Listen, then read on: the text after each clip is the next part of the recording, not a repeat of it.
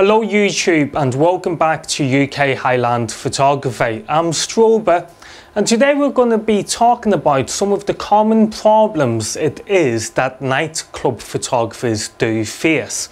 Well, personally I'm going to be talking about the kinds of problems that I do experience when working as a nightclub photographer. Now, let's begin, okay? The first problem we have as night photographers is the don't photograph me people. Now have a look at this photograph. As you can see, the subject clearly does not want to be photographed. Have a look at this photograph. Again, we have another person who does not wish to be photographed.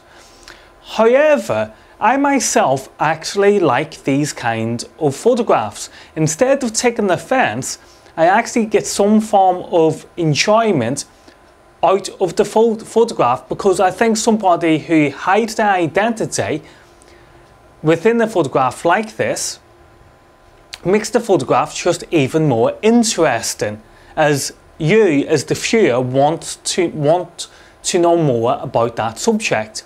So even though it is a problem, to me it's not that big of a problem. So moving on, the next subject is fog. Oh my god, fog gives me such a hard time. Have a look at this photograph. You see that? You see the way the fog is starting to come onto the dance floor? Now every time I see fog entering onto a dance floor or in a club, my heart sinks because I know what's going to happen next. Basically, when the fog fills the room and you take a photograph, your photograph is going to look like this. As you can see, it does not look very nice. It looks all contrasty, and you know, how are you supposed to sell that photograph when that photograph looks horrible? And if you have a look now at this photograph was taken when the fog is basically disappearing. And as you can see, it looks a little bit more nicer than what it did before. So fog is another big problem that nightclub photographers do face. Now the next one is the lack of ambient light. So have a look at this photograph. This photograph is of two pretty girls and they've been illuminated only with my flash. Because there's no ambient light in the background, that means all I get is a black background. Now I have a look at the same photograph, but this time when the laser swings into shot. As we can see now, we now have a little bit of ambient light. So ambient light is definitely, without a shadow of a doubt, a big problem which nightclub photographers do face. Now let's move on to the next point. The next point is lasers. In nightclubs, lasers go all the time. They're going all over the place in a matter of split of a second. Now have a look at this photograph. You see that? Have a look at this photograph. Again, you see that, and have a look at this photograph. There we go. As you can see, all my photographs have been spoiled by lasers. The moment I have released my shutter is the exact moment the lasers decide to shine into my actual lens and ruin my photographs. So as we all know now, lasers is another problem which nightclub photographers do face. So what's the next problem? This one I hate. It's the good old-fashioned misfire. Have a look at this photograph. There you go. You see the misfire. And have a look now. You see my subject. And let's have a look at another photograph. Here is the misfire, and here is what the photograph looks like when it doesn't misfire.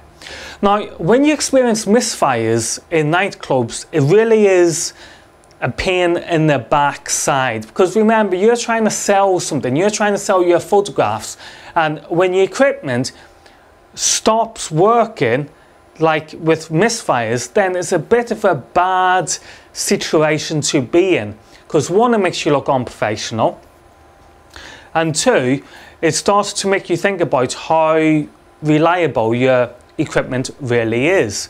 Now in this case, these are good branded speed lights and DSLRs that I was using, but even though I started to get my misfires. Now, going through my head is, what is it? Is it a dirty hot shoe?